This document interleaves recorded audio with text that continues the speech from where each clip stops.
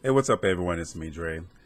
Just got the news today that George Zimmerman's wife, Shellie Zimmerman, after being married for 6 years, has filed for dissolution of marriage. Now, the way the story goes is, once George Zimmerman was acquitted back in late July, for some reason, and that story still hasn't been told, but she said that he basically packed up his stuff and has been gone for about a month without really contacting anyone. Now, it has been reported because thus far, Zimmerman has been reported to have been in Texas where he was pulled over for speeding. It's about maybe 25 miles outside of Dallas. And then most recently, he was pulled over again in Florida for speeding. Now, with the first pullover, he got off with just a warning. The second one, he got pulled over. I think he was fined a ticket of like $265 for excessive driving. He was driving 60 in a 45-mile-per-hour zone, if I'm not mistaken. I read the story, and I didn't really put too much stock into it because no one really cares if he was speeding. Anyone is really going to remember him for is the fact that he killed Trayvon Martin. But with this going on, one of the things that I found very interesting is that during the course of the trial, she stood by her husband through everything with all the death threats. They've had to go into hiding up until the verdict was cast. And now that he's been found not guilty, she had to stand trial for supposedly or allegedly perjury for giving misinformation about how much money that they were worth. So she was just found guilty earlier this week or sometime late last week perhaps. And during that whole time, the proceedings, George, her own husband, was not in the court. So I really can't cast judgment on him. I can imagine that if it were me in the same circumstance where I was on trial for killing a kid and my wife stuck by me, the one thing that I would certainly do as a husband is be there for my wife if she had to stand trial for one thing or another. So that's a fail. That's another fail for George Zimmerman.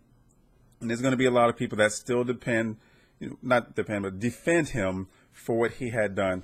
My reason for not defending him is simply because, as I've stated in my previous videos, as a neighborhood watch, I felt like he did too much. So I didn't really put too much into it the way the media did in terms of was it racially motivated. I just simply think that if you're a neighborhood watch and you suspect someone, your responsibility first and foremost, your presence being a deterrent to keep people from committing any type of crime, but contacting law enforcement, letting the authorities do their job. And that's one thing that George Zimmerman didn't do the moment that he got out of his car. So I won't really go into that because I've already explained how I felt on my previous videos. And I know that there's going to be a lot of people that are going to have strong opinions, which they have every right to, but I think I have every right to feel the way that I do. And there's a lot of people that feel the same way. So I'm not putting George Zimmerman back on trial because of that. The verdict has been cast. He was found not guilty. I'm still not happy with it, but I'm not going to lose any sleep over it. He's eventually going to have to answer to it for himself when he lays down at night. And now that this shit is happening because he doesn't want to stand by his own wife, I did see something from an ABC News report where during the interview, his wife, she wasn't very forthcoming on a lot of things. She did say that he was a changed man from the person that she fell in love with 6 years ago. And over time, people do change in a marriage. I know I'm not the same person, and my wife always says that when we first got together, I used to open doors and now I don't.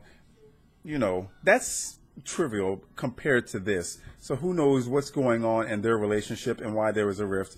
One thing I did not know is that the night before Zimmerman got into the altercation and, killed Trayvon Martin, she said that she and him had gotten into an argument. She left the home and was staying with her father. So it's not for me to say maybe he was so pissed off about the whole situation that it could have led up to this. That's far-reaching, and that's not really the case. So once again, I'm not trying to reopen the case. It's not a double jeopardy type of thing.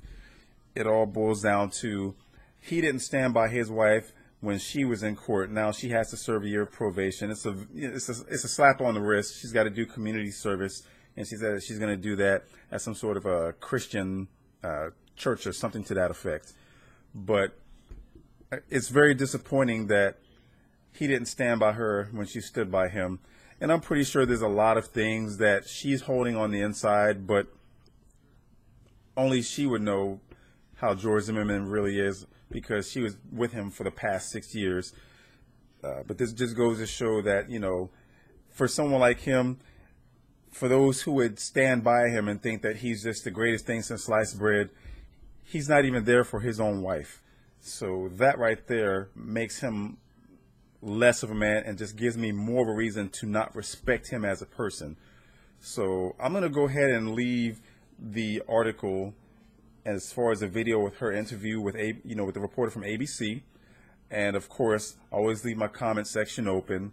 But if you like this video, I hope that you like, subscribe, and share. Peace.